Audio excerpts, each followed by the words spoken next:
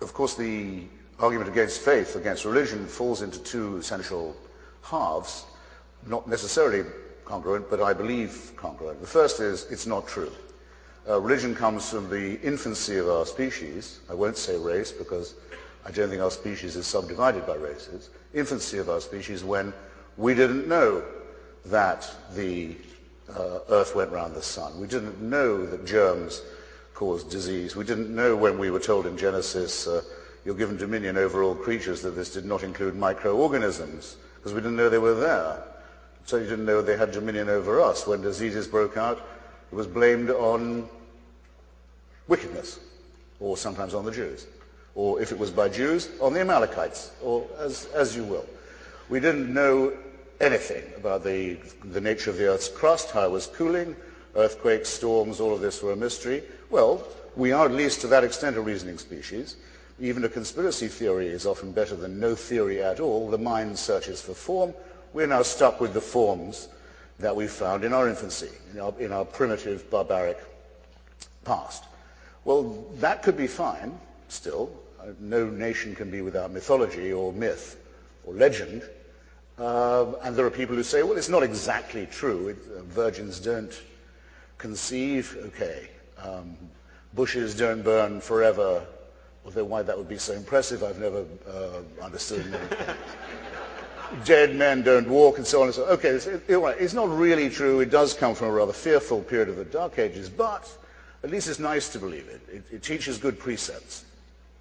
This, I think, is very radically untrue. I give in my book the example, which I'll give you now, of a person very much influential on my youth, and I know on the Reverend's too, Dr. Martin Luther King. My friend Taylor Branch's book about Dr. King, I would rather call him Doctor than Reverend, because I'm sorry to say I think it's a higher title of honor. Taylor Branch's trilogy about him is called Parting the Waters, The Pillar of Fire, and At Jordan's Edge. And everybody literate here knows the story of Exodus and understands what Dr. King meant when he demanded that his people be free of bondage. But if you think about it for a second, it's a very good thing that the good doctor was only using this metaphorically.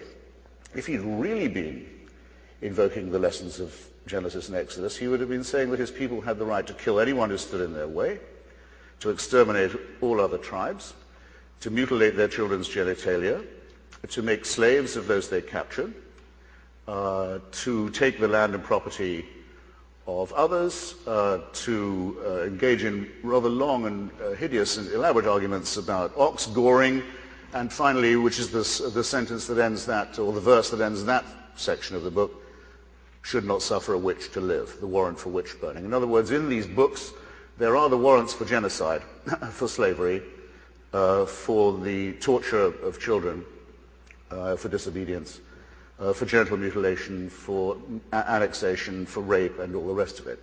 It's a very good thing that this is man-made. There are those who say that they wish they could believe, and I suppose a decent atheist could say that if only for lack of evidence he wishes he or she could. I can't be among their number. I'm very glad it is not true that there is a permanent, unshakable, unchallengeable celestial supervision. A divine North Korea in which no privacy, no liberty is possible from the moment of conception, not just till the moment of death, but until well after. I've been to North Korea, and now I know what a prayerful state would look like. I know what it would be like to praise God from dawn till dusk. I've seen it happen. And it's the most disgusting and depressing and pointless and soulless thing you can picture. But at least with North Korea, you can die and you can leave. Christianity won't let you do that, because I mentioned another thing about the Old Testament. The Old Testament may have, any Jews and Christians who like it may like this too. They may have genocide, rape, racism, all the rest of the things I've mentioned, but it never mentions punishment of the dead.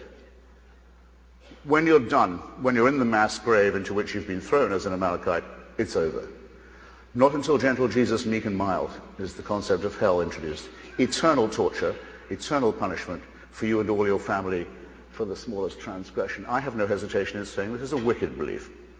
I've also no hesitation in saying, and I mustn't trespass on the Reverend's time, that we don't need it in two senses. One is it's wicked. Two, we have and always have had a much superior tradition.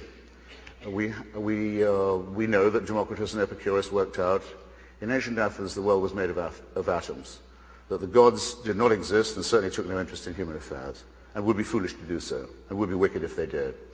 We have the tradition that brings us through Galileo and Spinoza and Thomas Paine and Voltaire and Thomas Jefferson and Bertrand Russell and Albert Einstein, men of great wisdom and insight, by all means struck by the awe-inspiring character of our universe, by all means open to devotional music and architecture and poetry, by all means aware of the transcendent, but look through the Hubble telescope if you want to see something that is awe-inspiring. And don't look to blood-stained old myths. Now, why now? Why am I doing this now, people ask? Well, I'll tell you why now, because in the last few years it's become impossible to turn a page of a newspaper without being, as the religious would say, offended. In other words, I don't think I sound self-pitying if I say that I'm offended that a cartoonist in a tiny democratic country in Scandinavia, Denmark, can't do his job without a death threat, and that no American magazine or newspaper would reprint those cartoons, either to elucidate the question or in solidarity. I'm offended that civil society in Iraq is being destroyed, leveled by the parties of God. I'm offended that people in this country believe that they have the right to advocate the teaching of garbage to children under the fatuous name of intelligent design. I believe that we're... I thought you'd never clap. Just as I believe that where religion ends, philosophy begins, where alchemy ends, chemistry begins, where astrology ends, astronomy begins, and now the people will say, well, let's give equal time to astrology in the schools. It's nonsense, dangerous and sinister nonsense. The Pope says, AIDS may be bad, but condoms are much worse. What kind of moral teaching is this? And how many people are going to die for such dogma? You see what I mean?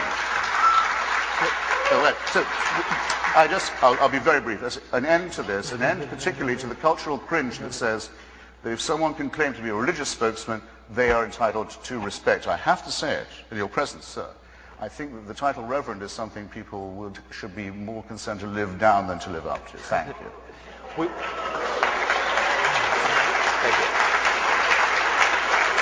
Thank you.